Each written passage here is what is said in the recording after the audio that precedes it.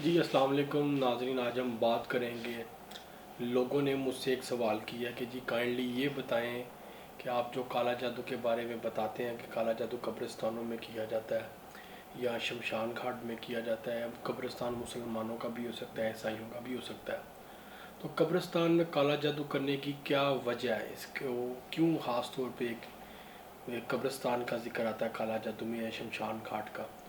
اس کی وجہ یہ ہے کہ جو آج کل کے عاملین حضرات ہیں جو کالا جادو کرتے ہیں، جن کا ایک عمل ہے کالا جادو کرنا، جو اس پیشے سے یا اس کام سے تعلق رکھتے ہیں، وہ لوگ آج کل محنتیں کر کے جنات یا کوئی ہوائی طاقتوں کو حاصل نہیں کرتے. وہ آسان سا ایک عمل یہ بناتے ہیں، کوئی دفینہ بنا لیتے ہیں کالے جادو کا کوئی بھی، اور اس کو قبرستانوں میں دفناتے ہیں یا شمشان گھاٹوں میں اس سے عملیات کرتے ہیں. اس کی وجہ یہ ہوتی ہے کہ قبرستان اور شمشان گھاٹوں میں لوگوں کے ہمزاد موجود ہوتے ہیں جو کہ شیطان ہے اور جو کہ جن ہے.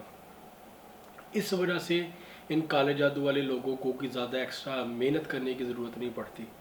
سمپل سا وہ دفینہ بناتا ہے، پھر جو ان کے خاص جو طریقہ کار ہے، جو معاملات ہیں، اس کے مطابق ان دفینوں کو وہ لوگ دفن کر دیتے ہیں، اور پھر جو ہے وہ کالا جادو جو ہے وہ ان کا ایک عمل جو ہے وہ پایا تکمیل تک پہنچتا ہے، اور وہ جس پہ کالا جادو کرتے ہیں اس پہ اثرات آنا شروع ہو جاتے ہیں. وہ پریشانیوں کا، بیماریوں کا، مشکلات کا وہ انسان شکار ہونا شروع ہو جاتا ہے.